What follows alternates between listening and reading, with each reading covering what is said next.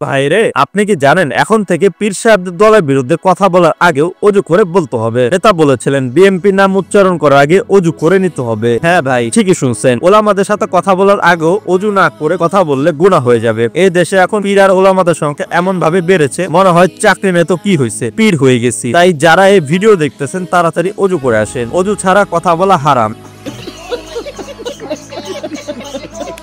এই তো আমাদের দেশে এক ওলামা বলতেছিলেন, সাবধান, আগে অজু করে কথা বলবেন। 18 বছর ধরে আমরা আফসোস লীগের বিরুদ্ধে লড়তেছি, দরকার হলে আর লড়বো। চরমোনার 2টা দাঁত ভাঙছে আফসোস লীগ, দরকার হলে আমরা সব দাঁত ভেঙে দিব। মাহফিল করবেন, করতে দিব না, প্রয়োজন হলে ভিক্ষা করে খাও। চাচা, এভাবে উত্তেজিত হয়ে বক্তব্য দিবেন না, অজু ভেঙে যেতে পারে।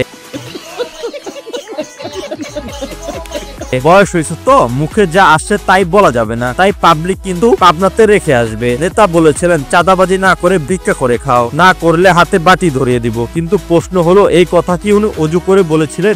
না করে বললে তো ভাই অজু না গোসল ফরজ হয়ে গেছে। একবার চিন্তা করেন ভাই, আফসোস লীগ তো শুধু 2টা দাঁত ভেঙেছিল, তারা যদি সব দাঁত ভাঙে তখন বুঝবেন ওরা কি ভয়ঙ্কর রূপে ফিরে আসতেছে। আমাদের সর্দীয় নেতারা এই তো কিছুদিন আগে উড়ন্ত গাছে পাতা নিয়ে যাওয়ার সময় পুলিশের কাছে মাইর খাইছে। এটা কি ঠিক হয়েছে ভাই? অজু ছাড়া এভাবে মারা মোটেও ঠিক হয় নাই। এই ঘটনায় আমরা তীব্র নিন্দা জানাই। সত্য বললে অজু ফরজ, মিথ্যা বললে গোসল, আর আফসোস করলে দাঁত ভেঙে ফেলবো। তাহলে তো মনে হয় বিএনপির অফিসে ঢুকার আগে জুতা খুললে 2 রাকাত সালাতুল বিএনপি পরে ঢুকতে হবে। তাই বলেছিলাম যে হুজুর, আপনার দলের নেতা কর্মী নিশ্চয়ই রাতে তাহাজ্জুদ নামাজ পড়ে তাসবিহ হাতে নিয়ে ইয়া চাঁদা জপতে মাঠে নামে চাঁদা তুলতে। এই দেশে এখন ধর্ম ব্যবসায়ীর নতুন হার। কেউ মুরিদ বানায়, কেউ খোশ মুরিদ, কেউ দাঁত ভাঙে, কেউ টাকা তোলে, কেউ মাহফিলের ওয়াজ দেয়, আর কেউ মাহফিলের পাশে চাঁদার ফরম বিলায়। আর যারা বেকার বসে আছেন, অজু না করে কোনো স্ট্যাটাস দিবেন না, কারণ ফেসবুকে এখন ধর্মের হুকুমে চলছে। ভাই, দিনই ফিল্টার ছাড়া পোস্ট করা হারাম এখন থেকে।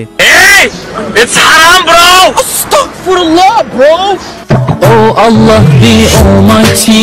চাঁদাবাজি না করলে কি নেতাগিরি চলে? আজকে রাস্তা নামার আগে গেট ফি, মিছিল করার আগে স্পন্সর ফি, মাইকে বলার আগে অজু ফি। ভাই, আর কি বাকি আছে? সবে জুড়ে দিলেন। আমার এক বন্ধু বলল, ভাই নেতারা এত চাঁদা তোলে, মনে হয় চাঁদা দিয়ে বেহেশতের টিকিট কাটছে। আরেকজন বলল, চাঁদা এতই বেড়েছে যে এখন স্কুলের বাচ্চারাও বলে আমার বাবা নেতা, উনি পকেট মারি না, চাঁদা তোলেন। চাঁদা দাও, দেশ বাঁচাও, এই হলো নতুন স্লোগান। চাঁদা না দিলে পোস্টের নাম নাই, আর দিলেও উন্নয়নের নাম নাই। অজু না করে কিছু বললে তো এরকম হয়। এই ভাইটি নিজ আইডিতে পোস্ট করে বলে, সুস্থ সবল হয়েও আজ আমরা জামায়াত ইসলামের মহাসমাবেশে না গিয়ে বাসায় অবস্থান করছে। তারা আল্লাহর কাছে কি জবাব দিবে? এদেরকে কিছু বলার নাই ভাই, উড়ন্ত গাছের পাতা খেয়ে বসে আছে। আমাদের নিজেদের টুট মারা খাওয়া দরকার নাই ভাই। আপনি টুট মারা খেতে গেছেন না দিতে গেছেন সেটা আপনি ভালো জানেন। আপনি টুট মারা খান। অজু ছাড়া পোস্ট দিলে পোস্ট ছাড়া, দিনই ফিল্টার ছাড়া পোস্ট দিলে গুনাহ হবে। তাহাজ্জুদ না পড়ে ইয়া বিএনপি না লিখলে গুনাহ হবে। তাসবিহ ছাড়া পোস্ট দিবেন না কেউ। পীর সাহেব বলেছে আরেকটা ভুলে আইডি কাইটা দিব,